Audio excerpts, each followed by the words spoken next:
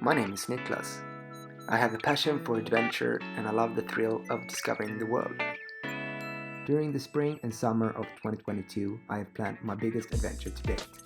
For the next 100 days, I will be a full-time adventurer and ride my bike down throughout the continent, starting in Sweden with the end destination in Spain. Along the way, I will create videos with subjects that I feel relevant to my journey, and also as a way to capture and document my life for friends and family and people I meet along the way. I invite you to follow along my adventure.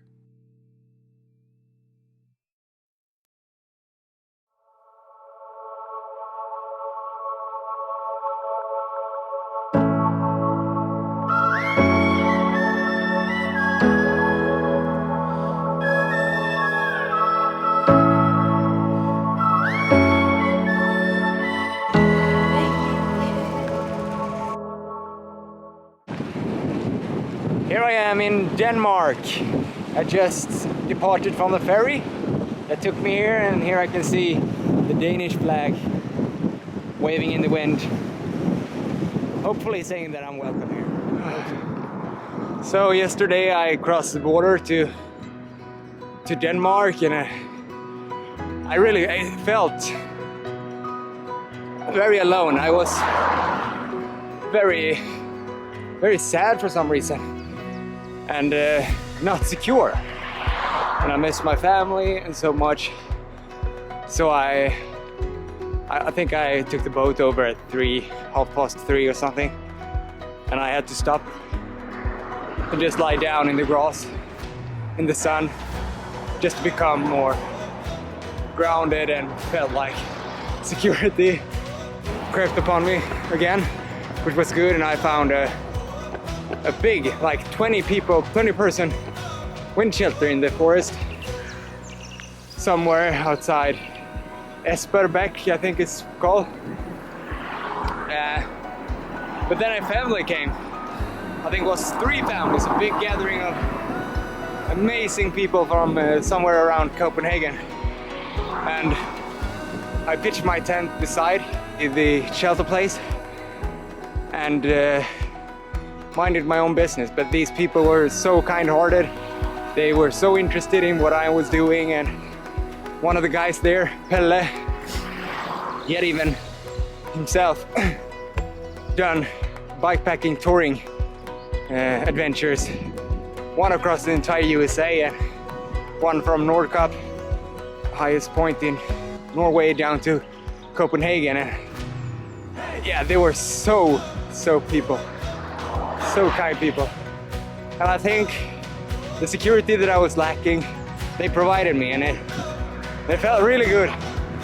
Yeah, because when I needed my family the most, another family took care of me, and they offered me food and water and took my trash. So yeah, they really kept up with me. Yeah, I'm just so thankful. So if Pelle sees this, thank you so much for your help and advice and everything. Thank you. And I think that kind moments like this is what the entire trip is about, actually.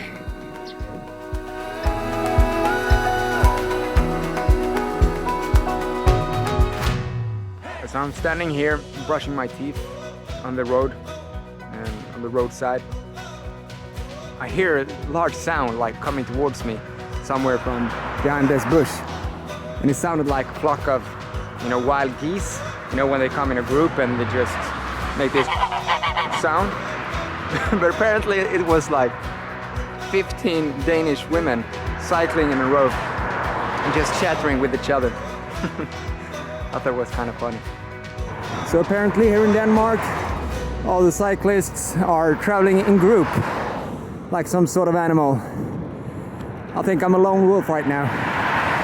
Where is my wolf pack? The long touring guide. Maybe I'll find one soon. But the ocean is very pretty.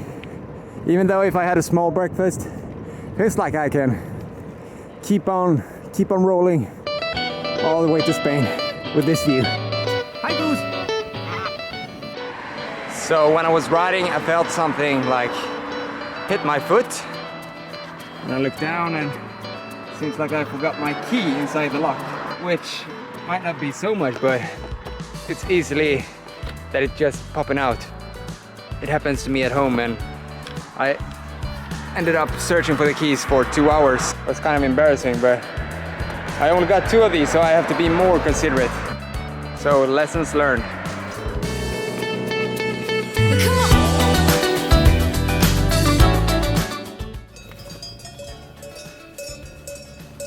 Tell me, young goose, tell me the news. No, you're not a moose. You're a cow from... Oh, sorry, just passing through.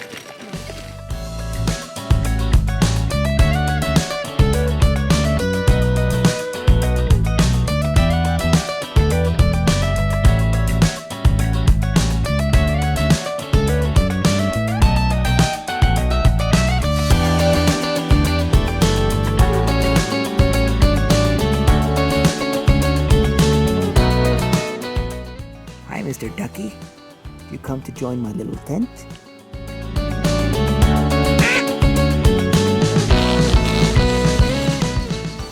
This is how it is to wake up in the morning. You'll be greeted by the sun.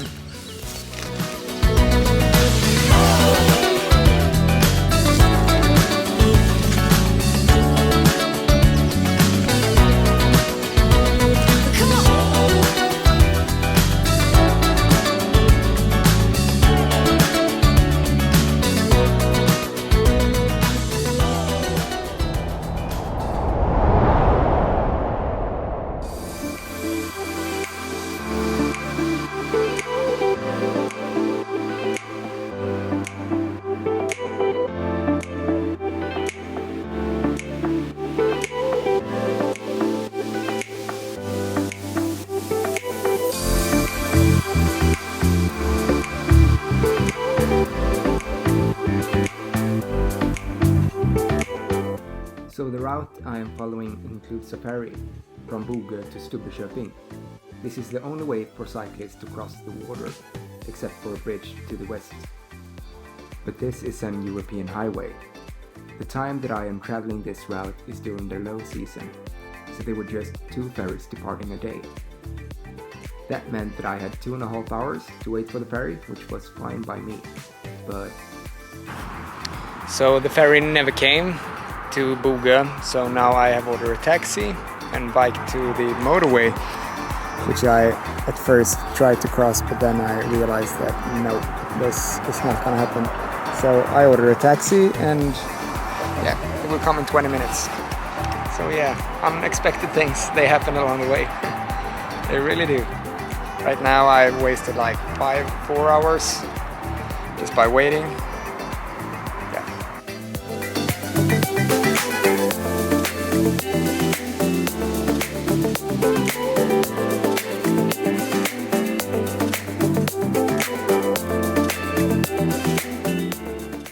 So right now I have put the tent and emptied the tent and put it in the sun due to all the morning water that evaporates from the ground. So everything is soaking wet, but unfortunately the sun comes and dry it up, thankfully. Even though the nights are still very cold, I wake up at like 4 or 5 a.m. every morning because I'm cold, but then almost every time I manage to fall asleep again, so I could sleep for 2 more hours at least. But I do really appreciate these calm mornings. They are so great to wake up to the bird calls and the sun like heating up the tent from outside I mean. And then begins like 1.5 hour process of just putting everything together. But it becomes a habit now.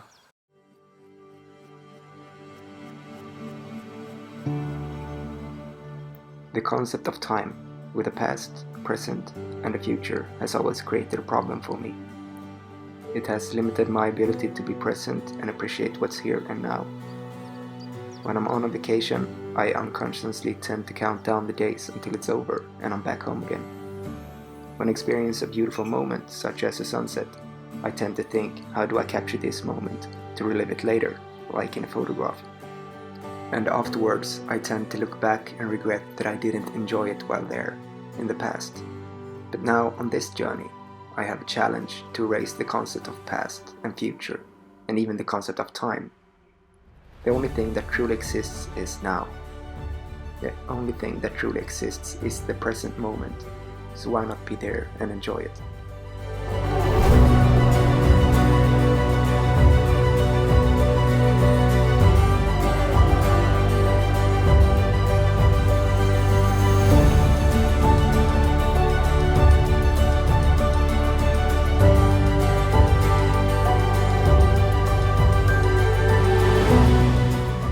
So now I'm finally hearing Getse after a very long stretch with just fields and headwind.